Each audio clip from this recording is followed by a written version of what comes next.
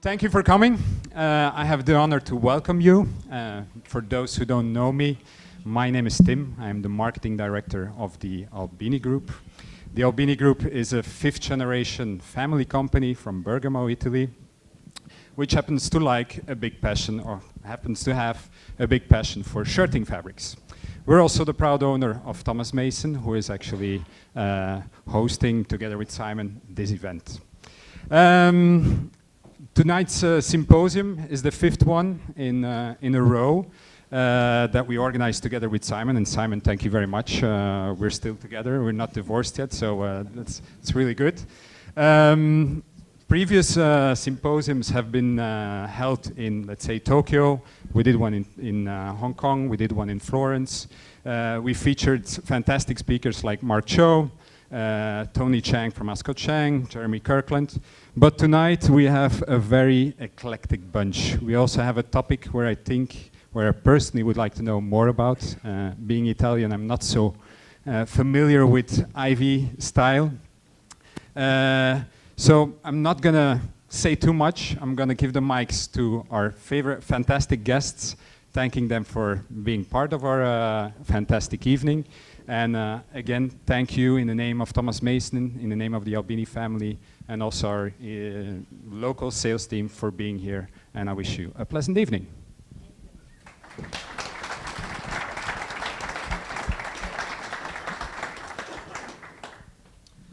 Thank you very much, Tim. And I'd just like to say personally a big thank you to Thomas Mason and Albini Group for really supporting this series, which it couldn't happen without them, so it's been fantastic. Thank you very much.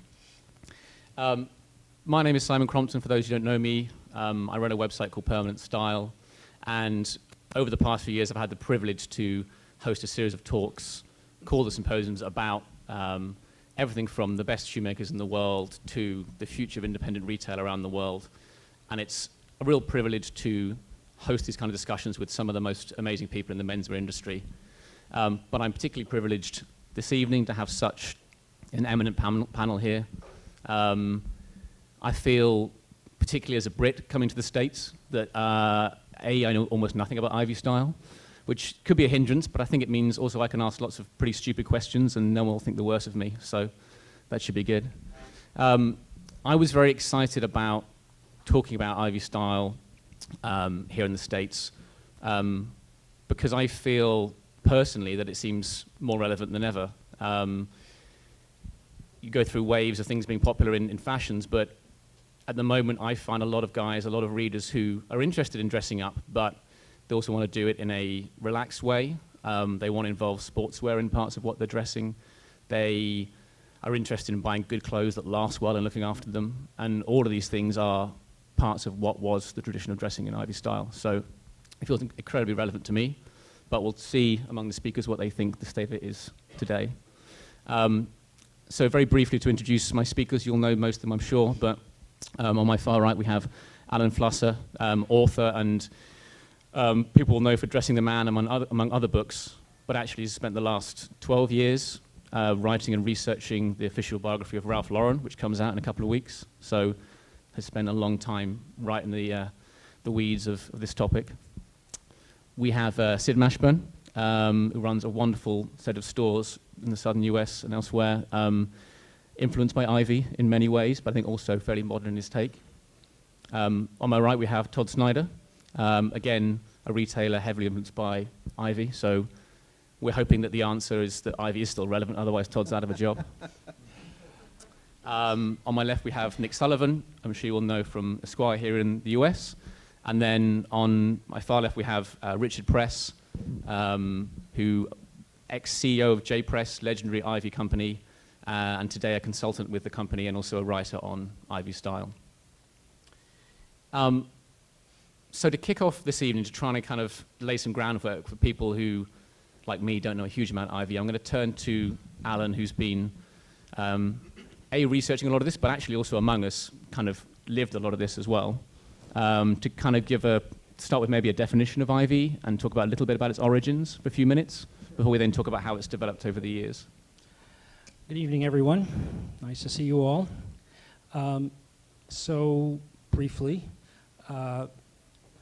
It's, I think the subject of Ivy League or preppy dressing is particularly relevant at the moment because I think the menswear industry is in a bit of a transition in terms of trying to figure out, you know, how to dress down and still look dressed up, which of course was one of the Ivy League's primary goals.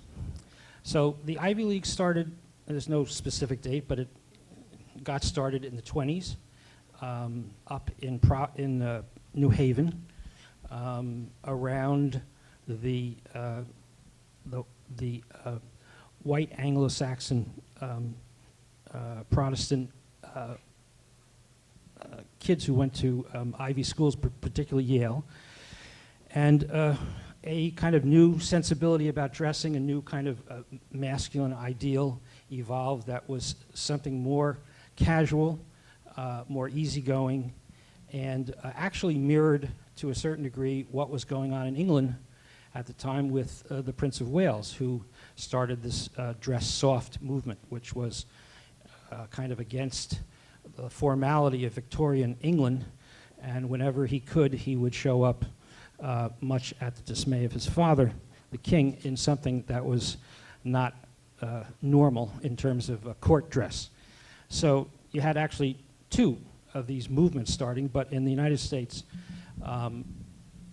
Ivy style started to develop amongst at the college level, and I think if there's anything that I think is important for everyone to take away from the conversation, at least from my viewpoint, that is that the significance of Ivy style is not so much in the clothes themselves, but in the style or in the way of dressing, the way of putting clothes together.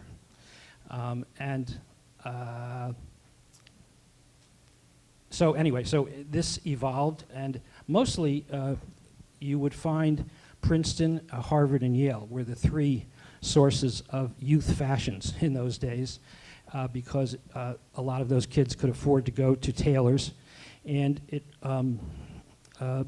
J-Press was a very important important purveyor of this Ivy style. But basically it was Brooks Brothers who created the kind of template of all of these classic basics, the Oxford button-down, the Shetland sweater,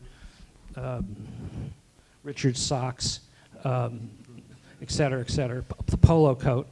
And along with people like J-Press, who, again, provided the products, but it was how the kids on campus put them together that really determined what that fashion was for that season.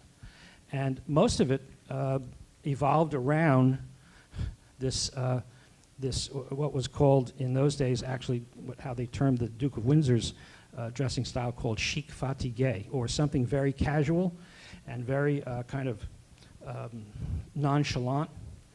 And that was the art, so to speak, of dressing, which to a certain degree is still relevant today. So in any event, it started in the 20s and took hold pretty strongly in the 1930s, where it had its really first heyday. And then primarily on the east coast of the States. And then it had a resurgence after the World War II in the 50s, which is when people like Ralph Lauren became involved with it, and I'll cut this short, and ultimately saved what we know of as Ivy style from disappearing from the face of the earth. So today we have not many examples of what real Ivy League kind of dressing is, but in Japan it's still very, very strong kind of aesthetic.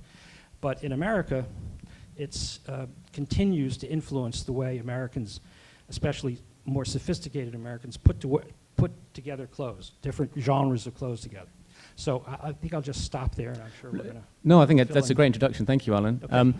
I think it's... you made that point earlier, which I thought was really interesting, that it's very easy to focus on the iconic pieces of clothing, right, on the Oxford button-down shirt or on the khakis or whatever it is, but actually it's much more about that attitude. So can you give a physical example of how somebody would combine clothes in that way with that attitude? Like, was it about wearing elements of sportswear with then tailoring, for example, or what? Can you give an example?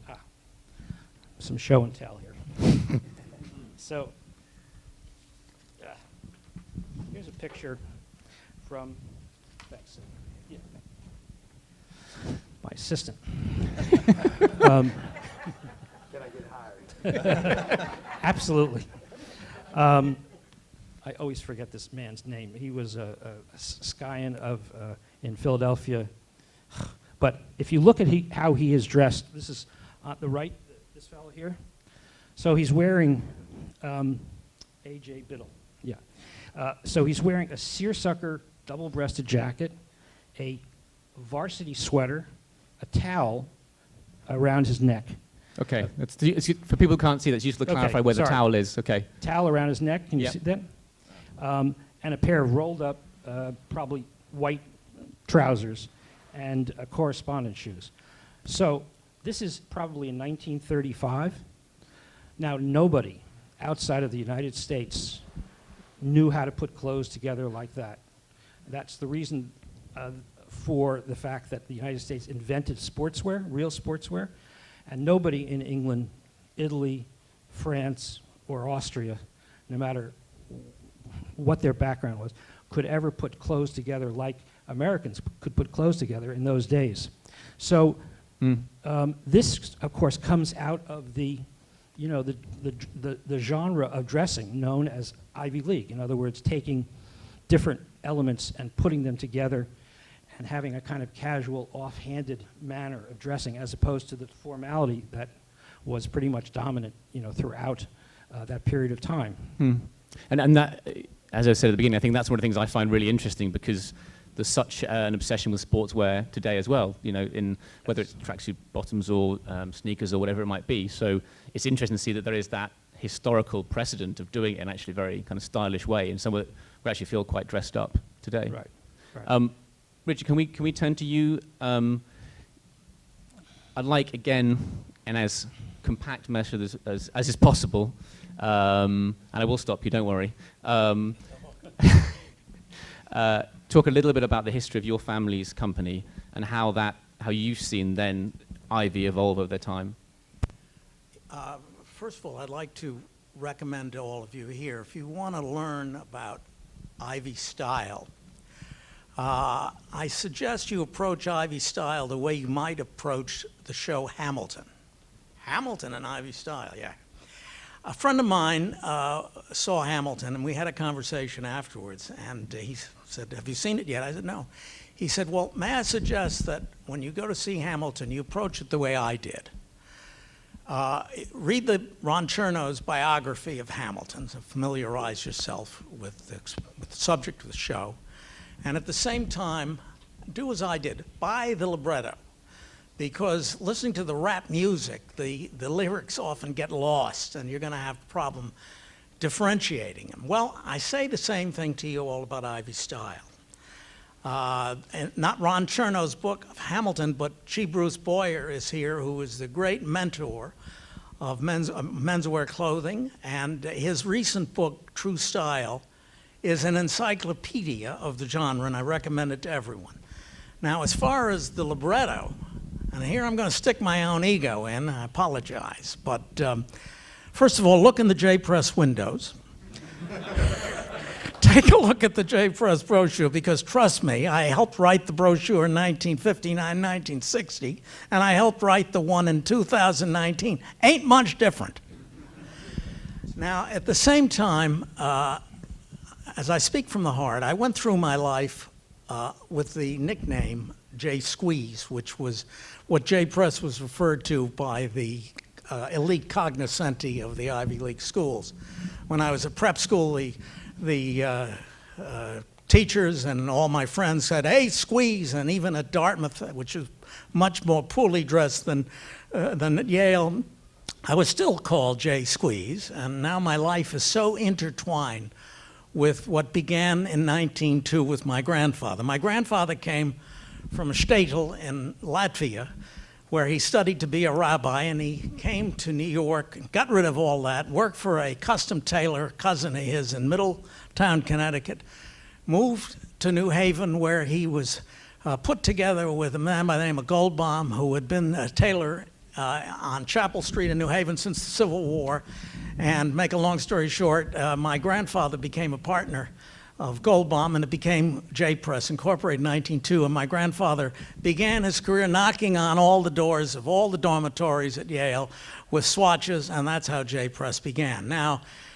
just to bring you up to date on the competition that existed, it may have been 1899, the year 2000, turn of the century, Brooks Brothers came out with their #1 suit. And Brooks Brothers was trying to enlarge from custom tailors into ready-made. And Arthur M. Rosenberg, David Langrock, and my grandfather, Jacoby Press, were all merchant tailors, and they adopted that #1 Brooks Brothers model for their own purposes. My grandfather's model, the J Press model, has a center hook vent, soft shoulders, 3-button suits, and it varied. And then from the 3 Jewish merchant tailors in New Haven also evolved Sid Winston and Stan Prager, who worked at J Press, who founded Chip, Arthur Adler in Washington, in the Andover shop, Charlie Davidson worked at J Press. The Gant brothers worked in the stock room. Good audience at J participation, by the way. Thank you very much. Keep it up. Yeah, thank you. Morty- But that's how it Morty evolved. Sills? Morty Sills? And Morty Sills, who began, also had worked at the Cambridge store at J Press and evolved into Sills, which became Chip. And he became a custom tailor in New York, a great custom tailor. And was at the point where, sorry to interrupt, when Alan no. was talking then about the resurgence in the kind of 50s and then into the 60s as well. Touché. At that point, was the style basically the same, exactly the same as it had been in the original 30s, or had it been updated or changed? All right, or a little slimmed or- little political history here. 1944, Franklin Delano Roosevelt passed the GI Bill of Rights.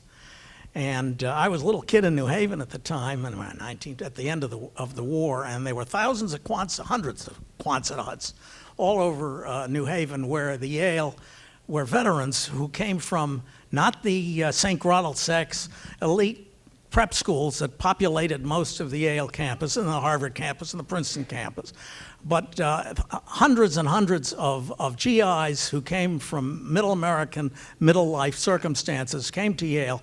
And what happened? They still had their khaki slacks from the Army, and the members of Skull and Bones and Fence Club adapted the khaki trousers to wear with their Donegal J Press tweed jackets. And the look was democratized at that time. And then in 1954, Life magazine wrote an article. Life magazine in those days had a circulation beyond 10 million. And it was Ivy League captures the United States. And they did compliment J Press's founders of the Ivy League look. But the point is that campus stores throughout America and department stores in America opened up Ivy League departments, and the look became a national treasure.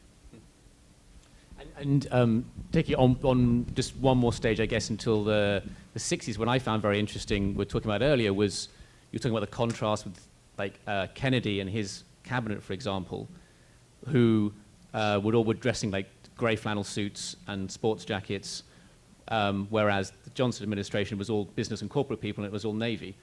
And as a contemporary person, thinking that going from Navy to grey with this massive kind of cultural shift seems bizarre, but apparently that's the case. That indicated the fact that they were Ivy people and this wasn't the same kind of business group it had been before.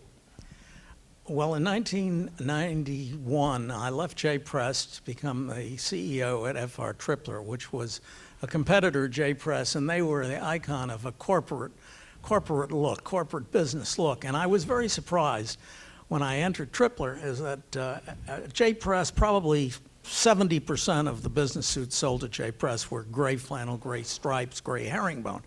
But at Tripler, most of the suits, whether they were Oxford or Hickey Freeman suits, 90% of the sales were corporate blue, midnight blue. So there is a change between a corporate look and Ivy look. Yes. Simon, sorry. but you had the Kennedy administration was Boston, Eastern Establishment, Ivy League Center.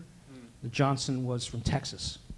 Totally different sensibility, aesthetics, and also just mentality. And I think one of you were saying earlier as well that the fact that Kennedy, for example, was dressing in an Ivy League way, but he didn't wear button-down shirts most of the time, for example, he wanted to seem still that kind of slightly more serious business world at the same time, right? Try and Well, bridge he the two. had his clothes made in London because his father was the ambassador. So he had, like most of the privileged people, they had opportunities to go to London and Savile Row and have their clothes made. So it was a mixture for him, as it was for most upper class people at that time. I think it's interesting to mention that Jack Kennedy bought, and his father and his late brother, who was killed in World War II, Joe Kennedy Jr., had their clothes made by H. Harris and Son, a Savile Row company in London. And Joe Kennedy Jr. and Joe Kennedy Sr. had the English rope shoulder. They definitely had an English look. But Jack Kennedy told Harris, I want to differentiate myself. And he actually wore a soft shoulder suit that was tailored on Savile Row. Very interesting. And Finchley in New York. Yeah. Maybe, Sid, if I could turn to you next. I mean, we're going into like the 60s and 70s, and I remember you saying when you were kind of growing up, you saw that Ivy look around you, particularly with your elder brothers, and that was something that you kind of wanted to aspire to. Was that when you were first aware of what Ivy was? Actually, I didn't even know what Ivy was, because being from the South, you didn't. Ivy was not really the word, and I guess really it was kind of. It may have even been a little bit earlier than the word, the popularity of preppy, and now, as we all know, preppy has become essentially fairly pejorative. When someone describes someone as, oh, they dress preppy, it's not necessarily a good thing.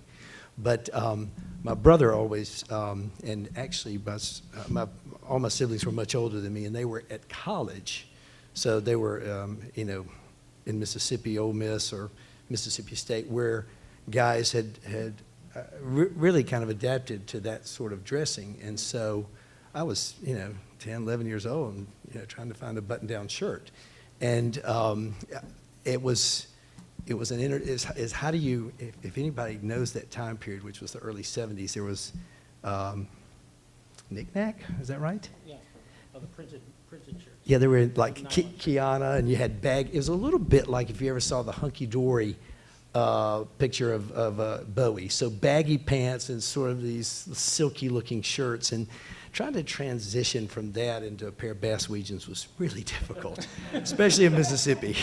But you quickly kind of realized also that you saw the fashion kept moving, whereas the Ivy was more kind of evolving. And so it was a little bit of dialing your style in and finding that the nuance of the dress was more important than what you were actually wearing, because the clothes there were really kind of a limited range, Oxford shirts, corduroy trousers, it was khakis. about the little details, like whether you had the lock loop on the back of your shirt or something. Yeah, exactly, or the button on the back of the collar.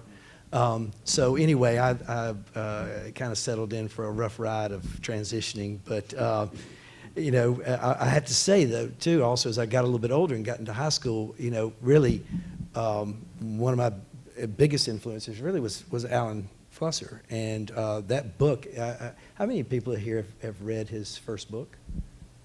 That's a majority. And mine is totally marked up. And so he took something that was classic and Ivy-ish without being totally Ivy. And at this kind of roughly the same time, you can correct me if I'm wrong, Perry Ellis was coming along. Sure. And so these two guys were changing style, adding a little fashion to essentially Ivy, type things. I remember the polo sweater that you had. And then and Perry Ellis had the polo coat, so there were two pieces that were clearly kind of part of the earlier fashion that they were taking and dialing it up a little bit. So, and I think that's a theme we'll get to a bit later as well, but it's interesting that it's always been the case throughout history that those fashions, you have purists and you have people who change it, and then like 10 years later the people who are changing become the purists, and it just goes through these changes all the time. And so in the 70s these things are being adapted, and those people become the purists later on, where you have contemporaries who think that what Todd designs or something is the devil because it's not as pure as it was originally, but actually it's never stands still in that sense. Yeah. And so how do you again bring things completely up to date then? In your stores today, how do you find you're adapting Ivy for modern guys? Like, so for example, like the thing I found fascinating never thought about as a Brit was the fact that like wearing jeans with Ivy just didn't happen, right? Khakis were the jeans of the day. No one ever wore jeans. That was for bikers or for cowboys, right? Pretty much. I mean, really, as Richard kind of alluded to, khakis were really the jeans of that era. And so, anyway, as jeans continued to get popularized into the 70s, that's become, these are my khakis in a sense today. But we have kind of, even in the shop today, we say there's three trousers a guy needs. It's a pair of jeans, a pair of khakis, and a pair of, good tropical wool or gray flannel trousers. And those essentially, to me, act like jeans, because if you go back to what Alan's saying about the attitude of Ivy, is how do I take all these things and give them this ease so that the clothes are a little more accessible and easier for people to understand? Because ultimately, guys are walking into our shop not necessarily looking for a pair of gray flannels. They're coming looking for confidence.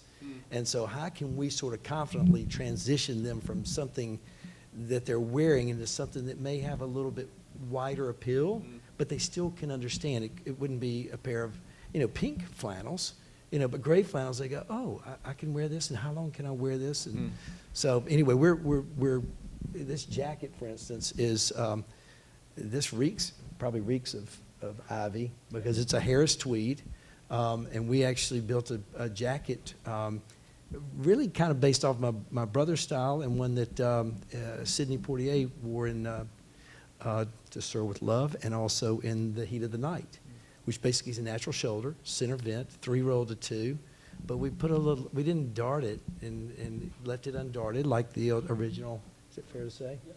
But we did put some shape into it. So we gave a little bit of sex appeal to it that usually was not the case with those jackets. So again, just trying to dial it, not to go, I think DNR used to write about how men's shoulders were moving 1/4 of an inch this season.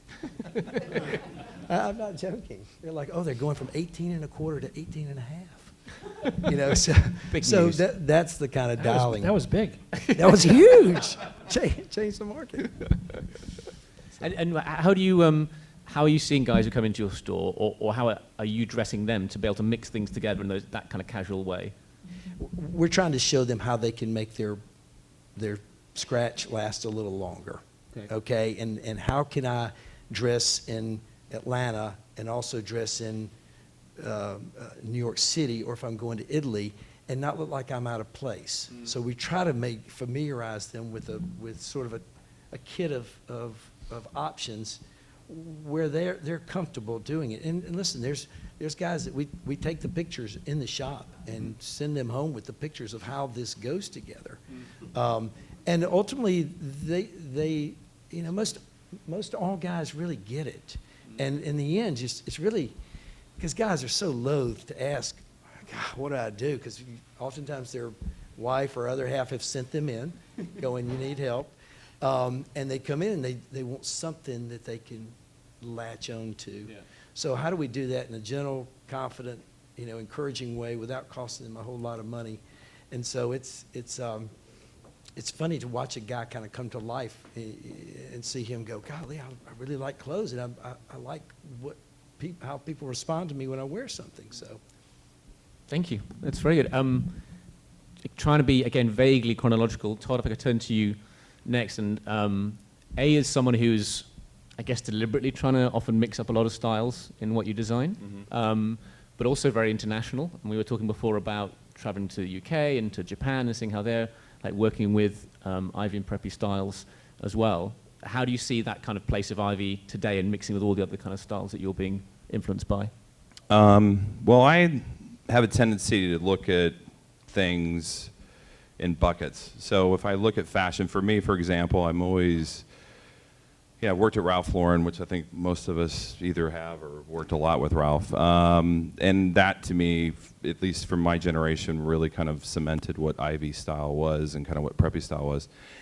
The thing I learned most was to look at all parts of men's fashion. And I think one of the biggest things is military kind of really brought a lot of new things into menswear. And we mentioned the khakis earlier, but the T-shirt, and we can kind of go down the list. There's so many things that came from use in the military. So I've always looked at military, I've looked at prep, I've looked at, Western, I look at sport, and I think a lot of it, and I think that gets echoed a lot, is it's how you mix it up, and I always use this analogy, it's kind of like any great chef. There's really no new meats out there. There's not, all of a sudden these new vegetables are coming about. It's how you put those ingredients together that make them new. And I'm constantly playing around with, whether it's Ivy style or whether it's sport, which is really popular right now. It's been popular for the last couple of years with the whole street style. And it's kind of playing different levels of that style and kind of what's happening today. So especially today, because I do a lot of runway shows, and it's always trying to figure out what is the most relevant thing to show. And right now, as I'm sure a lot of people here know, street style has been kind of the most popular, but you start to see that moving through now, and now you're starting to see those streetwear brands getting into kind of the preppy style, as well as outdoorsman style, which I think is another thing that's going to be coming down the pike soon. And more from a avant-garde, more from more of a trendy perspective, and less. So I have a tendency to play around with all those mediums, and right now I'm really feeling for Ivy. Not just because we're here, but I do think you've seen kind of this wave of street style, and it gets stale once you start seeing everybody wear it, and you kind of get bored of it. Like, what's the next thing? So, and I really do think, like I said, not just because I'm here, it is kind of the natural progression. It happened a little bit, I think, in the 80s. Everybody kind of got into prep, and then it kind of moved into grunge, and you can kind of like see the pathway. Not that it's that predictable, but definitely now I definitely feel preppy and a little bit more tailored, a little bit more sartorial is coming back. Nick, can I tell you, sorry to turn to you last of everybody else, but maybe more on the fashion side particularly, is that true? And I have no awareness of the bigger fashion brands, for example. Are there influences of prep and Ivy coming in as gradually in that kind of reaction against streetwear as well? I think so, absolutely. I think it's one of the easiest jobs in the industry to be able to predict fashion trends, because if it's going that way, the trend is that way. And I certainly think, my son who's 15 started asking me if he could get a suit, which I nearly fell over when he asked me, because I didn't even know if he could spell suit. I know, but he assured me that he wanted to look a bit different, and I realized it's because on very rare occasions, although probably no one's ever seen it, I have worn sneakers. I've never worn a hoodie intentionally. But my generation, there's a lot of people in that generation, I'm in my 50s, who have embraced this sort of athleisure, luxury, sportswear world with such enthusiasm that it's a total turn-off for a teenager. And that's what happens with fashion. That's what fashion is. And I think I've seen many times when things have tipped more formal, it's because it's a reaction to what certain people perceive to be the norm. And it's usually led by people at the younger end of the spectrum. When I was a teenager, it was started by fans of punk bands and post-punk, and it was usually musically motivated. But it starts very, very small, but it can grow very fast. I'm looking at one of my favorite brands at the moment, which may not please everyone, but is to me a really interesting expression of Ivy, is rowing blazers, which I think is putting a sense of humor into a prep idea. It's not pure prep, and which maybe we should come to the question is, how do you define pure prep? To me, it's like trying to eat soup with a fork. Pointless and tiring. To me, there are, for every level of an appreciation of a certain style, regardless of what it is, there are different people doing it in different ways. In truth, there are 100 versions of prep in America. And is that just because it's become the American style? So there are people wearing some version of it on a street in Detroit who are just wearing but fairly shapeless clothes, for example. Not to pick on Detroit, for example, but... That's pretty harsh. I've no idea about American geography, you have to forgive me. But it's like, there's a mainstream which actually is very influenced by Ivy, but really has no awareness of that and is just wearing whatever is wearing at the same time. And then you've got people in New York who are hyper aware of every small kind of fashion Yeah, I change. think people who are really, really passionate about something like Ivy will go to the nth degree to try and nail it, and also put in a bit of their own personality. But you're right that prep is understood in different ways at different levels. Partly the strength of it is that it has gone so far, that it's democratized so far, and I don't think that's a bad thing at all. But it's certainly not the same thing from one place to another. Yeah, I mean, I don't know the history, but prep was about it being adopted by the mainstream, right? It's when a point where prep became, I don't know, Alan, if you can speak to that at all, but that was when it became much bigger and really embraced by everybody rather than being an elitist thing, right? Well, up through the 60s, there was still a tradition influenced fashion, and then you had the Peacock Revolution, 60s, everything went, awry, and then the 70s started out, and you had all of a sudden a look, the continental look, which was, well, that was more 60s, but which was fitted clothing. So Americans had no exposure or experience with fitted clothing. So the Pierre Cardin look in the 70s was dominant. And so the 70s, you went through a period of kind of rejecting what was your parents' type of dress, which was, at least in the East Coast, predominantly Ivy League, or wanting to look, upper class. So that was, again, that was under siege, and the clothes reflected that. And from the 70s, it was like throwing everything up in the air, and then it came down in a lot of different ways. And basically, Ralph, came along in 1967 and started a look which was key to the upper classes at a time when most people were looking not to look like that. And Brooks Brothers went, its own way, and Ralph developed a very, very large business in updating Ivy League clothes, making them more sexy, more fitted, more shaped. Do you think that the Preppy Handbook in '81 was a major moment in that? Of course, without a doubt. That, again, brought it to the attention of a lot of people. Because suddenly it became mainstream and everyone knew what this thing was and they could define it in a certain way. But, again, people, there were, in the 80s, there were still stores selling, Ivy League clothing. That basically, really, other than J Press, which is perhaps at this point the only store you can walk into and look at something that looks authentically Ivy League, I'm not sure there's a lot of other purveyors of something that's that, that kind of authentic. Ralph would be the closest in terms of him pushing the preppy look and adding Western wear into it and adding sportswear into it and mixing it up so that it made it look more modern.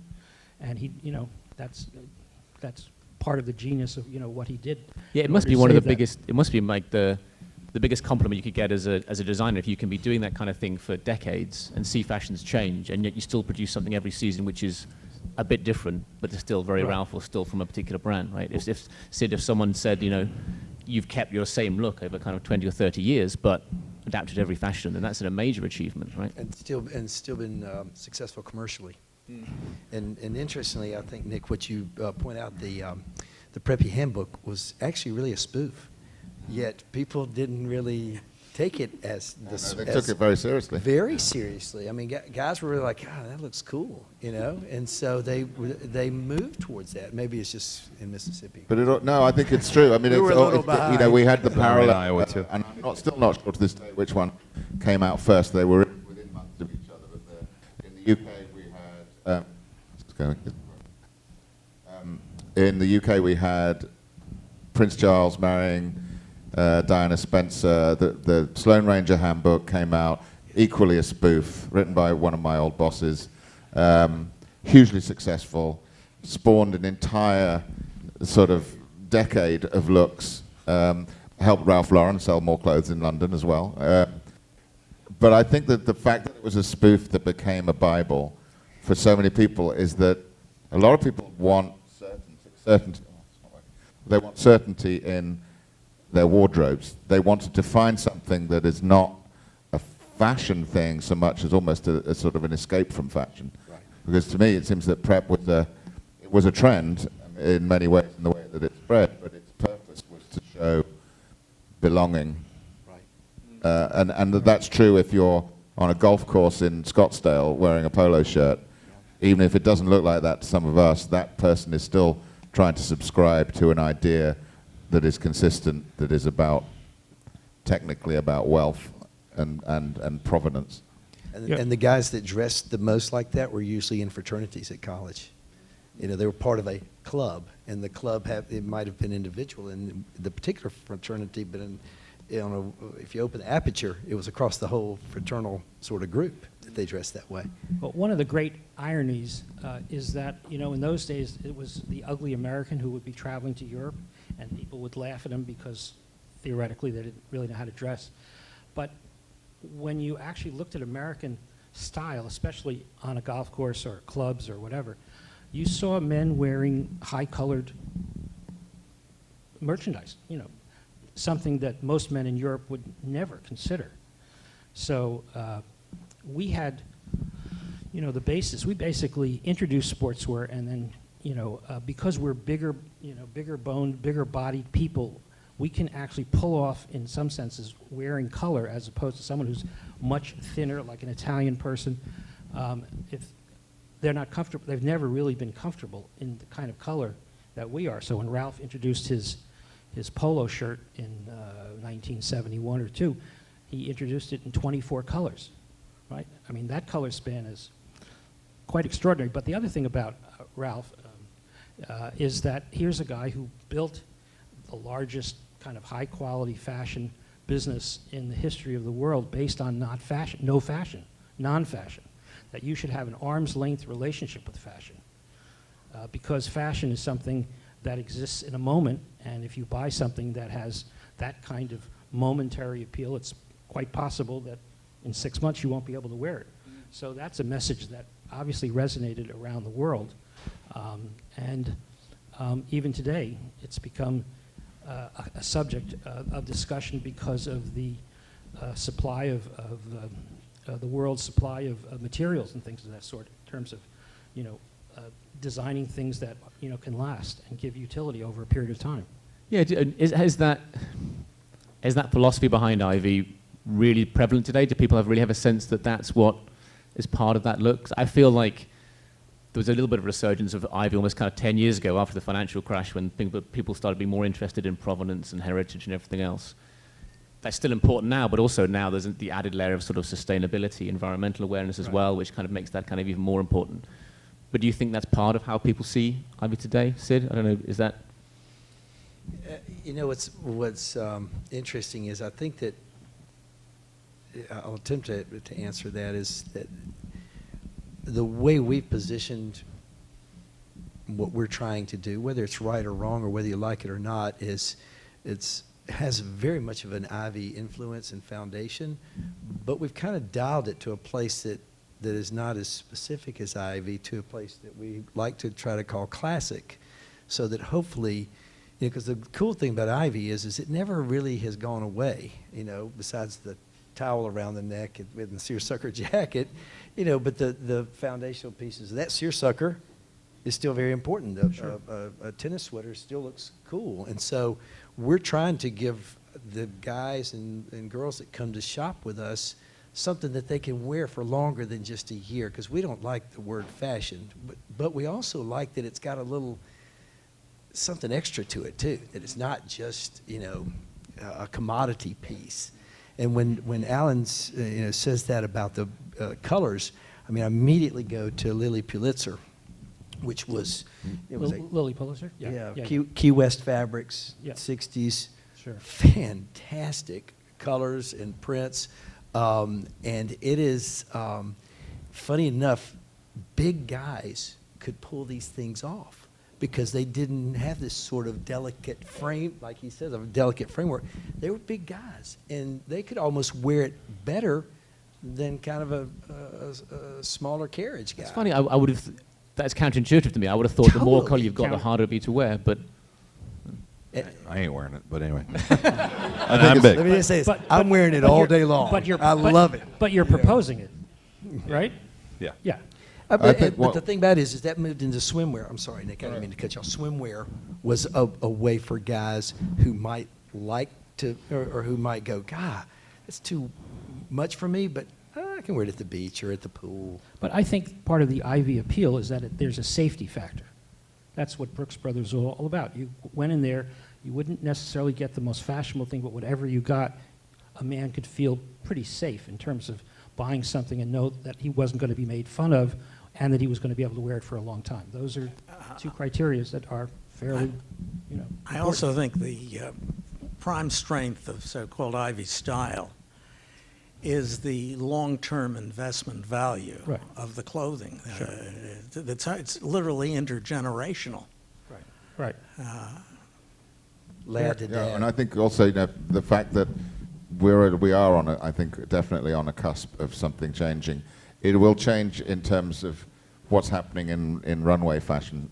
I think it already is, but I think if what we are calling Ivy, wherever you plug into that thing, the reason that it will come back is because people are starting to need authenticity again, rather than just sort of endlessly new originality for the sake of newness. And I think you're already seeing that in the way people are talking about clothes. And I think that the younger generation that are in their early 20s now have not really had any exposure to authenticity in that sense. Not just at preppy, but other things as well. Could be, even Savile Row tailoring. But many of them have not even had to buy a suit to get a job or wear one. And I think that then becomes a curiosity to them. And when they find out that actually there's a whole sort of codified world that revolve around these clothes, that becomes something, certainly most men I know have some sort of train spotterish thing in their brain. Some of they end up thinking about cars all the time or watches, but many think about fashion in that same way. There's the same part of the brain. And I think that's what drives the sort of eternally renewable popularity of Ivy, even if it comes back different every time. Sid, you're located in the South, and my observation is that I know the Ivy League at Yale and Harvard and Princeton, they dress very poorly. But my observation is that there is a certain strength of Ivy-style dressing in a lot of the southern campuses. What's your experience with that? It's still going on. I mean, Yeah. it would not. I think one of the great pilgrimages for anybody who's interested in a confluence of Southern culture is to go to an SEC football game on a Saturday, and probably the epicenter of that would be Oxford, Mississippi, and you will see. And this has not changed. This is not new. It's been going on forever. You see a guy wearing a coat and tie. All the students wearing coat and ties to the game. Now, they may be blasted out of their mind, but and in a funny way, that acts as a counterbalance to them. They can actually, if they just kind of straighten up a little bit, they can at least show up to their parents, meeting them. But it really is a style of clothes that still has a foothold across the whole, really from. Listen, you do a lot of campus work from Texas up pretty to much the whole Virginia. Southern Belt they genuinely do. I mean, women get dressed up. It's completely. I grew up in Iowa, and we dress down to go to football games, pretty much. We dress up. Yeah, and you guys dress up, and it does. It's that whole area. Why is that? Is that just it being a slightly more conservative culture or conventional, or what drives that? It's not conservative or conventional. It's almost, in a sense, like I'm going to a special event. It's the same way going to church. People would dress up to go to church, and that's even something that I'd say there are more people dressed up at an Ole Miss football game than they are at church these days. I mean, it's really it's still a special event to get dressed up for, and there's a lot of sort of pomp around this, and the girls are more dressed up than the guys. Yeah. Look at the Kentucky Derby. Same thing. That's the same sensibility. People. There was a recent obituary in the New York Times, and it said a gathering would be taking place at the Metropolitan Club, very beautiful club, Midtown New York, and the notice was guests are expected to wear coat and ties. Sure.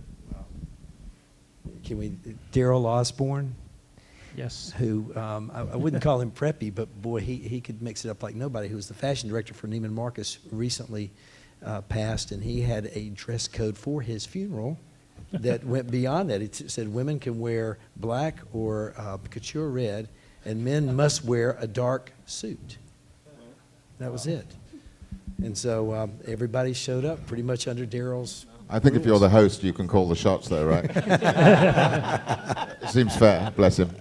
That's right. Todd, could we speak a bit about Japan as well? And I know we were talking about this on the phone a little bit before, because that feels like almost the opposite of that experience to me, that there's a delight and a lack of the convention and the history and of mixing everything together in some kind of melting pot. Like when I see things that a lot of Japanese brands are doing, that's often the most exciting combinations of all these kind of different traditions. Yeah, that's always been my secret sauce. Is I travel a lot. I come to the UK quite a bit, and part of my style is I've always liked mixing all that stuff together. But I travel to Tokyo probably 3 or 4 times a year, and the reason why I do that is just the fashion. The fashion there, for me, they covet Americana. They have been coveting J Press, Alden shoes, Red Wing. Any iconic American brand is really cherished there. And what I like about their style is they really reinterpret it in a different way. I mean, they have everything. They have the whole spectrum of people that are very purists, and then they go all the way to the craziest of fashions. And I really like going there because it really resets my buttons as far as what to play up, what to downplay. They kind of live in their own fashion bubble. They really don't follow, at least menswear from what I see, they don't follow any specific trends. Streetwear has been going on there as far as like really messing up the combinations of what you wear. So for me, that's always been a really great source of like seeing how people dress differently. But they covet like everything we're talking about in Ivy. They have magazines and they still believe in print, thank God. And you go and get these amazing magazines, and they really go through everything that was, there used to be a magazine called Free and Easy, but that's been kind of like moved into some other magazines there, where they really go through and dissect what is Ivy League and what is, Navy Blazer came from, what they really are kind of doing the work. I think that Alan's done, and really they continue to do it. They continue to tell the story. They love talking about the origins of how this came about. And for me, even though I can't read Japanese, I still see what they're doing, and it's pretty incredible. And that for me has always been. What kind of mixing up do you find refreshing or interesting? Can you give us an example or something? Well, I just love. I think that's part of fashion, is just kind of effing up all the combinations and trying to figure out how to make something look new. And I think Ralph did it the best and still does it the best, where he stayed pretty consistent with his style. But for me, I'm always trying to like mix it up. Whether for example, I've been doing a collaboration with Champion for the last 7 years, and now I'm still going to continue doing it, but now I'm starting to play up different notes of that.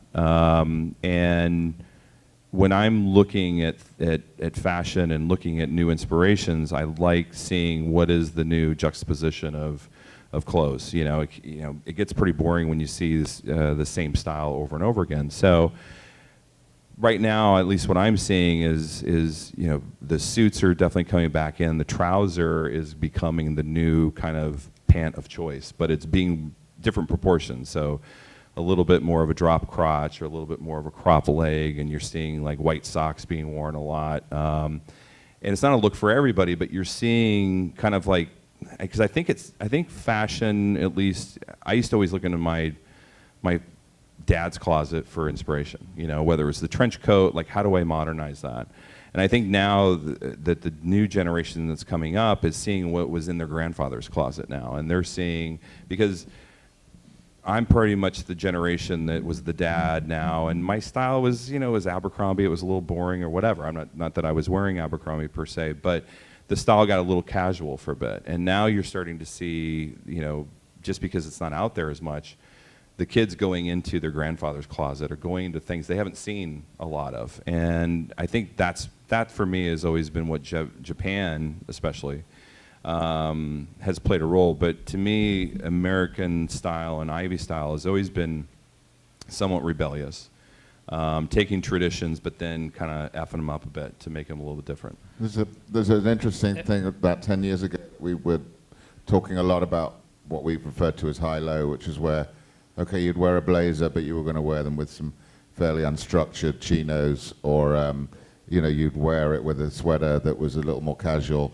So you were high, but you were bringing it down to the casual. And now everything's gone casual. What we're finding is precisely the things that will bring it back up again are the things that people are starting to turn to, which is why things like pleats are turning up in trousers, why there's a more tailored note to the cloths that are being worn. But we shot a guy for a thing that we started in Esquire called How We Dress Now, which was meant to give me a holiday from styling by getting real men of all walks of life, had really great style, to style themselves in front of the camera and talk about their clothes and what they were interested in. And one of the best guys we had a jacket made in London.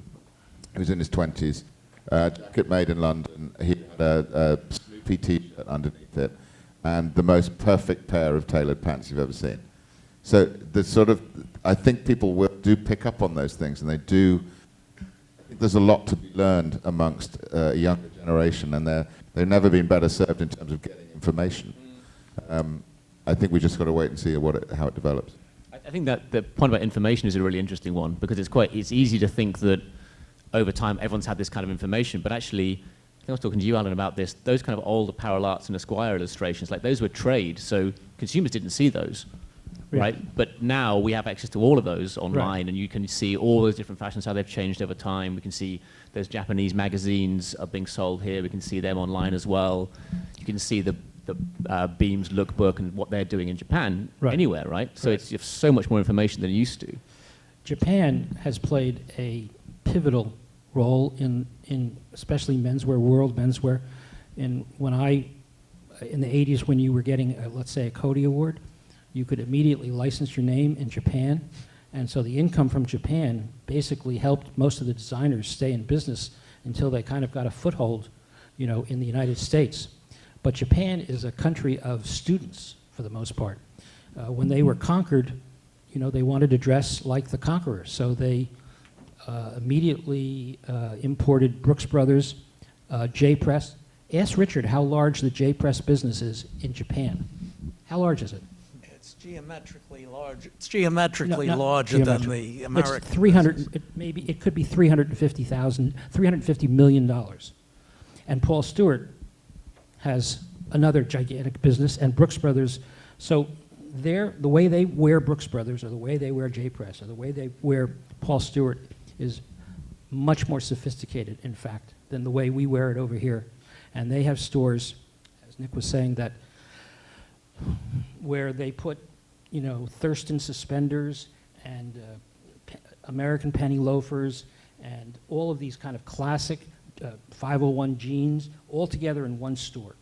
Now you don't have any country actually who's ever done anything like that. So you can learn a tremendous amount from being in Japan. There's a great vintage store, and my favorite vintage store in Tokyo, which I'm sure Todd knows, called Jantiques, where you sort of fight your way through all this sort of military, US, British vintage stuff, and you go through the back room, and the back room is all Ralph Lauren.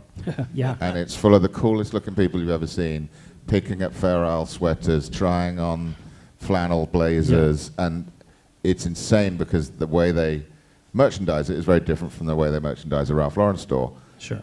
But the product is the same. Right. And it's the context and the way you take these things and put them together that makes it really interesting. Right. Right. Yeah, people used to, because I do a lot of collaborations, and I actually got my script from traveling to Japan. So I picked the things that they coveted the most. Champion sweatshirts. You can go to Tokyo and spend $1,000 on an old Champion sweatshirt, depending on the year. And they've documented, this is the 1950s. They were the ones that were like essentially documenting when the different decades came out, what label was different from this, what value. So same thing, Alden shoes, Timex watches, Red Wing boots. That's essentially, my career, I was at J. Crew, had a men's there about 10 years ago before I went out on my own, and that was essentially my playbook. I was just going through what I saw in the magazines in Japan and my visits to Japan, because I didn't have an Alan Flusser sitting next to me saying, here is all the things that was the history. They were actually the ones teaching me that, and that's kind of where I got a lot of my secret kind of ideas from. I think it's interesting when we talk about specific garments, even if the garments aren't the heart of Ivy's you talked about. It's kind of things people reference a lot. I'm interested in whether some things age better or worse than others. Like I feel like the Oxford shirt, like button-down shirt, has aged very well. Elbow patches, perhaps kind of not so much, kind of goes in and out. Like, are there things that you think, or can you, maybe everyone think of something that you think has aged very well or hasn't? An example? Well, you know, back in the day, there were button-down shirts, right? And Brooks Brothers, kind of the king, had a special role. There was a Ciro button-down shirt. It had its own character. J. Press invented the pullover, what do you call that? Flat pocket. Flat pocket. So there were these minute nuances that differentiated even a button-down shirt. But I would say that probably all of those button-down shirts would be able to be worn today. And I think most of the... I think it's all fair game now. I really elbow patches are in. They are. I mean, they're... we have a shirt coming out in next fall that has it, and I can't think of one thing in the book. It'd be harder to pick out one thing that's not in, versus they come in at different levels. Sometimes it's really hot right now, like the Oxford shirt does really well for us right now. It's kind of like the go-to, but then it kind of goes away, and they kind of ebb and flow throughout the different times of the year. But I couldn't point to one thing in anything that between J. Press and Brooks Brothers had kind of set as a uniform for the American man, that it may come in and out, but it's still all fair game. It feels, and maybe this is just me, but it feels like maybe slightly more for the fashion side, or maybe for younger guys, that can kind of change all the time. Maybe maybe like Sid's customers slightly more when they're going in, and like you said, like they want to look better, but they're terrified of looking different or asking questions or looking stupid. An Oxford button-down shirt is a slightly safer choice than them going to the bar with elbow patches on a tweed jacket, perhaps, right? Well, we treat the elbow patches a little differently. We will not put them on anything until your elbows wear out. Right. Okay, that's just the way we think. That's not wrong, because you know what? You're so arbitrary. It looks cool. Yeah, exactly. Well, that was also one of the tenets of Preppy, was that in being anti-fashion, it was intensely practical as well as a way of dressing. Right. Yeah. People, I have friends, and Sloane Ranger's, the handbook that came out in the UK around the same time, pointed that up as well. People would wear clothes that were threadbare because their barbers were falling apart because they'd worn them for 20 years, and before that their dad had them. Sure. It wasn't an affectation. It was just the nature of the fact that these clothes were meant to last. Right. But that also, that not getting to the affectation became so coveted that you'd find guys buying a Brooks Brothers shirt and taking it back to their dorm room with an emery board, and rubbing on the collar to get it to have that life. But well, it's equivalent, and now you see people selling, distressed trainers because that's the fashion, and you've got to. I mean, jeans has always had that, right? But not many of the parts of clothing have been that deliberate distressing. I have a mate who used to go at his German street shirts with a razor blade just on the top, really, really slightly, and then put it in the wash. Yeah. It looked 8 months, 2 years old before he'd even worn it. He also had a trick of he'd tie his tie for work, really, really small knot, which was a very English school thing. And just before he left, he would yank it half an inch to the left, because that way it looked like he hadn't tried too hard. Right. Right. Well, there's three items at least on stage right now that have not ever really gone away: the herringbone tweed jacket, Richard's shoes, the penny loafer, and your tasseled loafers. Which tasseled loafers kind of came a little bit later to the game, but those are three pieces that are always in fashion, you know, whether it's in suede or if it's cordovan or leather or nubuck or, you know, the tassel it got all sorts of permutations, and same thing with the herringbone tweed. It feels like there are some things which are kind of, that come in more regularly and more easily. I think like corduroy, for example, has gone through so many different lives as well in exactly the same way, right? Just gets used in different ways. Yeah, I just think it depends where you are on the spectrum. I mean, if you're trying to be a purist, you may not wear it and it may not be in. But if you're more of a fashion forward person, anything goes. It really depends where you live. Yeah. I'm trying to, tonight, I'm trying to revive a great old-fashioned style. Gray flannel odd slacks. I'm wearing with a tweed jacket. You wear with a blue blazer. People don't want to buy a suit anymore. Fine. Wear a pair of gray flannel slacks and a blue blazer and it looks like a suit. He's right. He's still selling. He's Trying to revive Come on it. down to J Press. We're on 44th and Vanderbilt. Drive a little, All right. save a lot. I'm sorry. It's good. I think, well, I'm conscious that we've already, I never want to stop talking, but I'm conscious we've already ran over our time for having our chat, and I want to make sure that people in the audience have some time to ask some questions as well. So can I ask if anyone in the audience has a question? And I'm going to give up my microphone if anyone would mind maybe running around with it, and so you can ask us, the audience.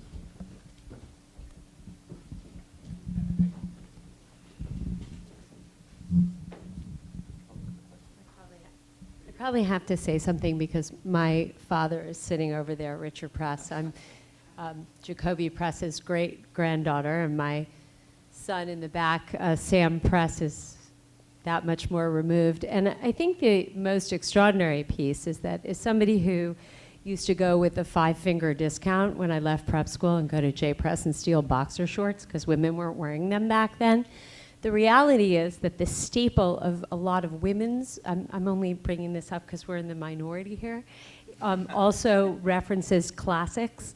And if there were ever a time to hold on to classicism, I would say that now is the time. It's probably not an accident that comfort food, I think it was you, Todd, who likened clothes to food. We're all looking for something sacred and homey to hang on to.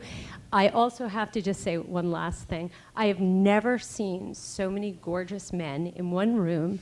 No offense, I'm sure you're kind of mildly good looking, but you look so much better when you make an effort. So I only hope you go out and spread that friggin' effort around, because we need that too.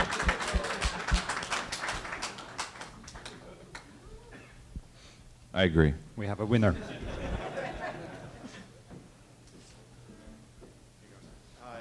My question is, who's left to make the clothing? There's nobody left in this country making Ivy League clothes.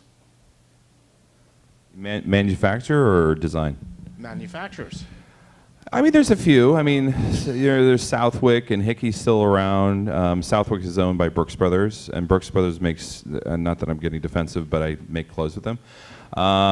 They make their shirts also, is it in North Carolina? But the Garland shirt looks nothing like a shirt that was made in Patterson 20 years ago. Nothing ever looks as good as it was made in Patterson, and that is a shame. I agree with you. I used to, when I started in the business, and Sid and I think he started a little bit before me. Our paths, I followed him quite a bit. He was at J. Crew, and then he went to Ralph, and I think there's been unfortunately, a lot of great manufacturers of the less. We used to make jackets with Augustus, which used to be in New Jersey. They were an amazing jacket, and then up in Boston and kind of the Massachusetts area. I mean, there's still great manufacturing. Don't get me China. wrong, but And some good ones in Canada. Alden makes their shoes still here. So Italy, there's bits, China. but there's not what it used to be.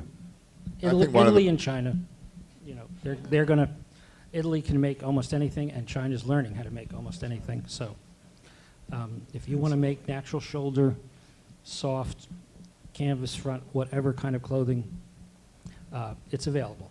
But Yeah, I think not in this country, and I still make. I think you make some stuff here too, but I make most of my tailored in the U.S. So That's Hickey great. Freeman out of Rochester, and Haverhill. I don't know if I'm saying it right. Haverhill, Massachusetts makes Haverhill Massachusetts makes Southwick, and they do a good job. I mean, nothing is ever as good as it used to be, but there's still good stuff. You know, the key is also that, you know, the sort of substance of the cloth, the weight of the cloth, which was always a given for the longest time, makes the most authentic clothes. And as more and more people do not want to pay for those sort of more robust cloths, or they want something lighter and more comfortable and not really worry whether it lasts less time, that's what puts the pressure on the manufacturers.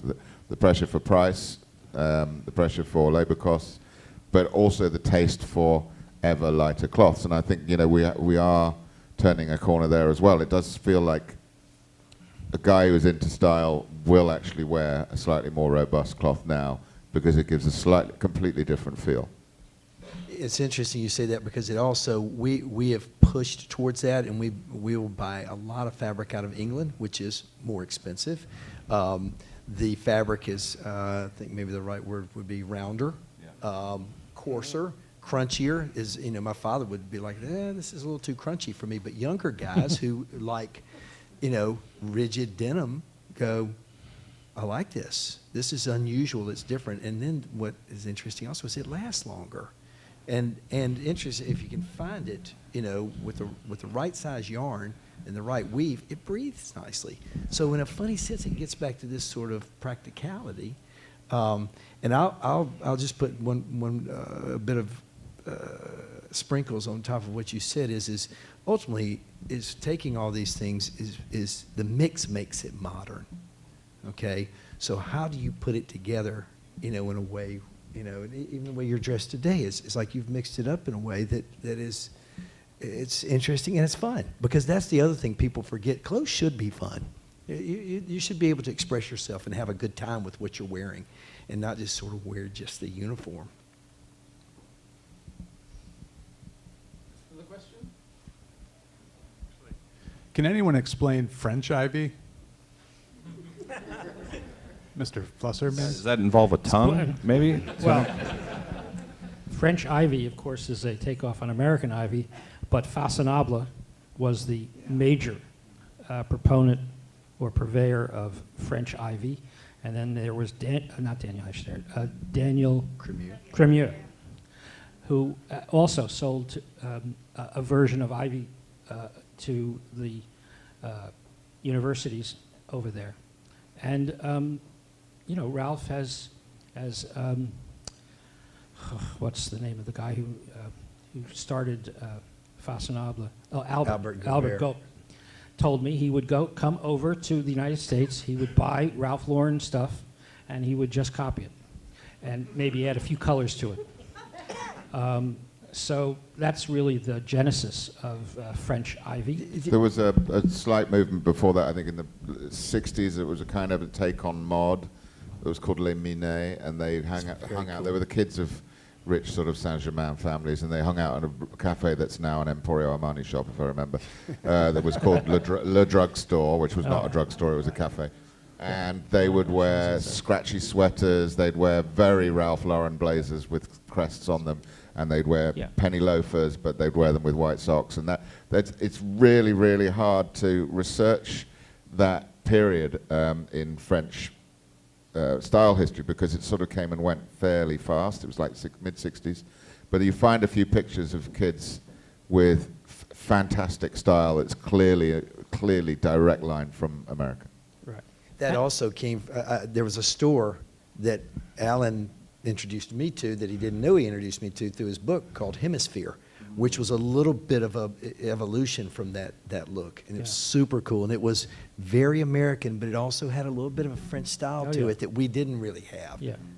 That was one of those eclectic stores that combined all of these classics from around the world, but they, amongst them was, you know, a natural shoulder 3-button, you know, coat that they would use as a, you know, as a backdrop. And the funny guy thing also is the Arnese guy. Arnese, Jean-Claude Grimbert and his brother, they said that they loved natural shoulder clothing. You're like, these guys, and they're so French in the way they dressed and just were put together, so put together. And they even knew the greatest maker of they said their favorite shoulder ever was H. Freeman, not Hickey Freeman. Here's this guy in France in the Yeah. 80s talking about H. Freeman natural shoulder from the 60s. So What was the French element to it? You said that is a certain French. they put colors together in a very unusual way. They were very rich and kind of jewel toned, and they were these sort of strange prints that we wouldn't wear, but they were cool. I mean, they were very, very Well, cool. it was just, or they'd wear scarves. The French are incredible in wearing scarves. But they would come over. Like one of the early things was some of the French guys would wear like a velvet jacket, right, and then jeans and Western boots. Yep. Yeah. Right? And that was, pretty much, an amalgam of a little bit Savile Row, a little bit France, a little bit America. And they had Western shirts in hemisphere. Yeah. That's So the cowboy thing was always an element. would sneak in. As a matter of fact, didn't I see you recently in a cowboy shirt? I'm not joking. He's trying to laugh it off. Weren't you in a denim Western He shirt? has one under his dress shirt right now. He's a cowboy at heart. Exactly. Yeah. It's Yeah. cool. Makes you feel cool. I think. Thank you. I think I know a lot of people who read my site and Bruce's writing and what Alan's written. I think I always want to emphasize that point to them about having fun with it and mixing it up, because I think there's a very male tendency to jump from one extreme to the other, and either you're like hyper fashion, you want always the latest thing, or it must be classic and you just get obsessed with the classic. And it's just understanding both of them, just relaxing a little bit somewhere in the middle, finding a bit of personality. Don't sweat it. Yeah. Well, I think that's the reason that Ivy style has lasted as long as it has. It's not because it stayed the same, it's because it's changed. And people have been able to mix it up and have a sense of humor about it. And that's what gives it the long legs, not that it stays rigidly within one idea. Sure. Yeah. I remember there was I found an article from very early days of Esquire when I was researching, and it was a trends piece reporting from the bleachers at various varsity games for the fall season of 1936. And the item that didn't pass the test of time, I'd forgotten about that question, like 3/4 length beaver coats. You don't Too see bad. enough of You're them right. anymore. So if anyone's up for making them, I'll take one. That was a hot trend in fall 36. Well, the iconic football look was the popular singer Rudy Vallee, Yale class of '26, in his raccoon coat at the Yale Bowl, and he entertained in nightclubs and even in Hollywood, and he kept the raccoon coat and a megaphone singing. That goes back. Yeah, we got that. We have a shearling coat that you could wear. Yeah. Yeah. I noticed, Todd, you should have been plugging the liquor store since it's only a stone's throw Just away. down well, we should be open. I didn't think of that. Yeah, it's been doing well. Thank you. Maybe one more question, please? Yes, there. Oh, sorry. I just wanted to say you were extremely interesting group of men, especially together. It's been, even for a woman, my best friend here, it's been a wonderful evening. And thank you, very, very involved. Very sweet. Thank you. So my question is, it's kind of for Sid and Todd. You've seen the preppy style transition over the years, and everything takes a new personality through the decades. In today's world, you see a lot of technical fabrics being used, and I don't see that a lot kind of in your stores, in your realm. Is that something you see coming, or is that in any interest of yours at all? I try to do it as subtly as possible, so I'm glad you didn't notice. But no, I do. I think, 5 years ago, maybe 6 years ago, I wouldn't even looked at, vendors come in and they show the collection, and I would always be like, oh, stretch, no, we don't want to touch it. Now, I think just with the whole, athleisure in the last 5 years, kind of making it, men prefer it more. So, our corduroys are stretch now. Our best-selling 5-pocket chino, as we call it, is stretch. And guys wear it because it's comfortable. And I don't think they know it's stretch, which is probably better. But yeah, I'd probably say 60%, 70% of my fabrics are stretch. Now, it's not like wicking or anything like that, and highly synthetic. Because I still, at least for my own personal style, I still like to look like a classic American. I don't want to be like a slick American. So that's at least for me. But that's. I think the rule is if you need stretch, you should just go up a size, right? I love the British take on American fashion. You know, it's funny. You nailed it. We get it. It's funny. The people, because I dress people all the time for magazine shoots, and you know the reason we hire models because they don't complain because they're not allowed to. They just put. You want me to put that on? Sure. But we also we pride ourselves also shooting real guys. But you often get guys, and it's something I've only really noticed in America. You put things on and they go, oh, it's too tight, it's uncomfortable, it's scratchy. And what I really want to say is, you big baby, it's only a jacket. But comfort has become something that's become very important in menswear. And I think sometimes brands have raced to almost provide too much comfort, which is why you see a lot of people walking around in pajamas at airports. It's not something that I've embraced yet, but there's a sort of level of comfort in knowing that you're well dressed that to me wipes out any kind of feeling that maybe I could wear something softer, right? I subscribe to what Nick's saying. I mean, I lag a little bit what Todd's saying, and we've really pushed away on stretch fabrics and performance fabrics. And the idea of wicking just completely turns me off personally. So we don't make anything with it. And I played tennis in a 100% cotton mesh piqué shirt, and by the end of the match, I guess it's probably because I lost and didn't try, did not work out that hard, but I'm completely dry, and the guy's performance shirt is sticking to him. And so it doesn't work. It doesn't, to me, and maybe I'm just attempting to be a purist or a snob about it, but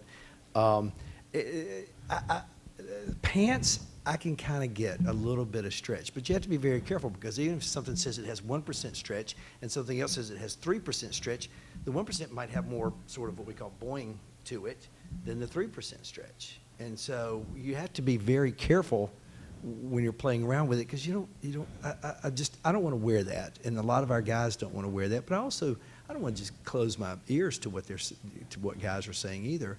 So we're trying to figure that out. So I can't say never, and we might find a good solution around that. Also, lest we forget, Ivy Style is founded on functional sportswear, and it wasn't sportswear in the way department stores talk about sportswear. It was clothes for sports people.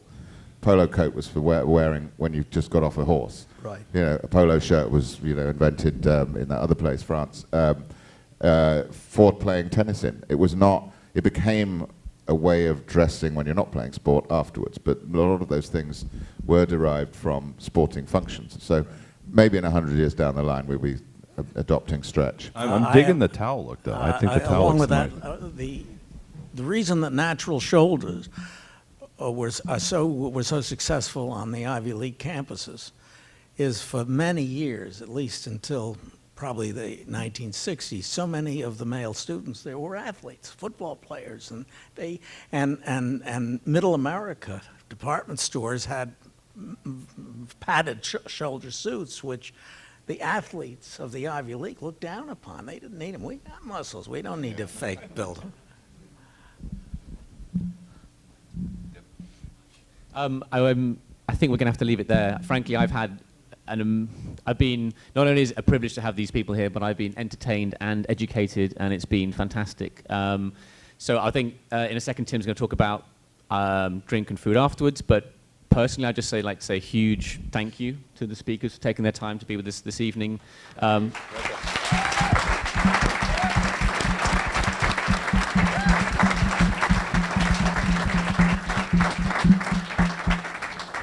I'd like to say a big thank you to you all for coming. I can't remember the last time having an audience that kind of provides the answers to things that we've forgotten and also tells us how amazing we are and how sexy we look. That's pretty much your dream audience. Thank you very much.